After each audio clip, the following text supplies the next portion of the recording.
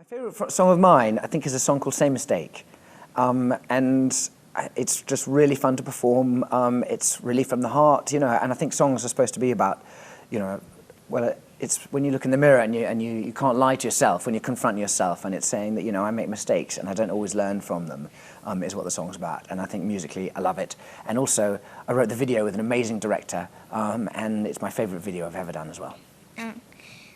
And you travelled all over the world. What place do you wish you've never been, and what place would you like to go again?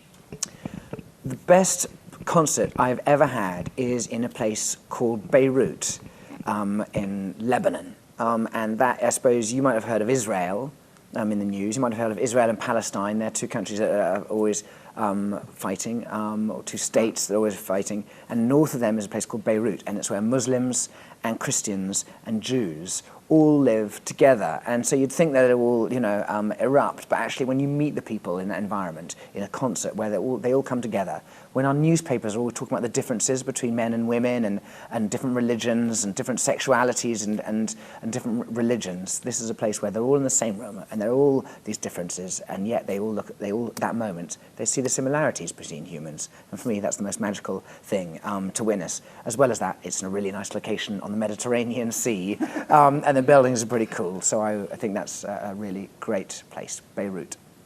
Cool. There was another part of the question, wasn't there, though? Yeah. What place do you wish you've never been?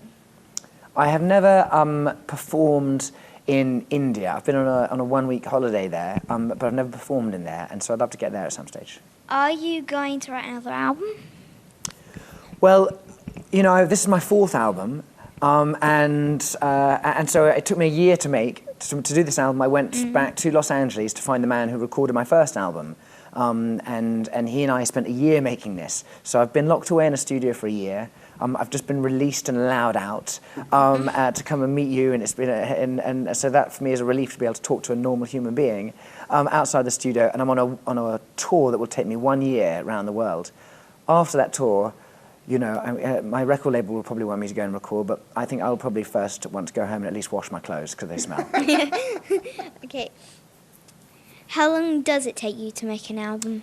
Well, I think it changes, and different people will do it in different times. But for me, each one has taken about a year to do. To write and record has taken about a year. And then after I've recorded it, I go and promote it around the world. So you go to different countries, different cities, normally a different city every single day. So I started last August. I've been in a different city every single day. And that's lasted a few months. And then I normally tour for about 2 years. So my whole process of writing, recording, promoting and touring is about 3 years. Are you nervous when you do interviews or shows? I'm not normally nervous with interviews, although you make me a little bit nervous because of some of these questions. But you seem a friendly person, so I'm getting over that. Can I just say I'm nervous, but you did really well. Yeah, I'm nervous as well. Yeah. You're on fire, mate. Yeah. You keep going. And are you nervous when you do shows? I'm not nervous at all doing shows. I think because I've had quite a lot of practice. And also, in the world, you kind of got to work out what's there really to be nervous about in a show because, hopefully no one's going to get hurt. Although I crowd surf sometimes and do damage myself doing that, jumping into the audience. I broke my finger once, actually, jumping. But people have paid money and travelled a distance to be entertained and have fun. And so really, at that stage, I think, hopefully, nothing's going to go wrong and there's nothing to be too nervous about. Yeah. And are you going to come back to New Zealand again? If you invite me, I would definitely come back because it's a really cool country. And the last time I came here was 6 years ago, and I've really missed it. I think the people here are really nice, so I'm waiting for your invitation. Yeah, I'm sure you'll come back again. Cool. Yeah. I really love skiing, and on YouTube I saw you were doing skiing. Yeah, I love skiing too. Yeah. How good are you? I'm probably not as good as you, No. but I try very, very hard. And I actually have a little, I live in the mountains in the winter, so I ski as much as I possibly can. I have a really cool thing where I live. They asked me to come and open a chairlift. It was a new chairlift, and I had to cut a ribbon and smash a bottle of champagne on the kind of first pillar, like you do with a ship, when you launch a ship. And I had to name the chairlift after me. So I said, I name this chairlift James Blunt, God bless her, and all who ride me. and so this chairlift is named after me, and they gave me a ski lift pass for life. I can use the ski lifts all around the area for the rest of my life for free. Really cool. How many instruments do you play, and what was the first one you learnt to play? The first instrument I learned to play was the piano. My mum made me learn it. I hated it. It was so boring.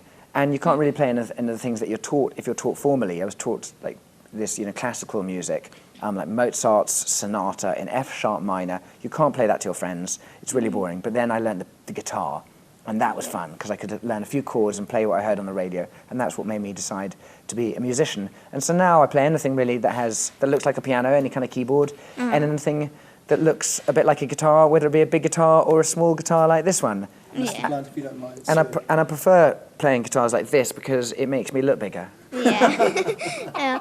Yeah. And that's my That's Charli's. ukulele. Yeah. This is yours? Yeah. Good stuff. Awesome. If you decide not to marry your girlfriend, will you marry my mum? Okay, well, I'm going to need to meet her first. She's over there. She's over Yeah. there. Hi, Mum. Yes. You heard it here first. A marriage proposal accepted. You got some more? Yeah. You've even written questions for Robert and I. Thank you. That's so kind. Do you like playing big stadium concerts, James, or shows like tonight, more intimate at the Civic? I think it's really nice in life to have the change. I think a really big concert has masses of energy because it's got so many people, but a small concert has got an intensity because you can see the whites of everybody's eyes, and so it makes it that much more intense. Will you get the chance to see any of New Zealand while you're here?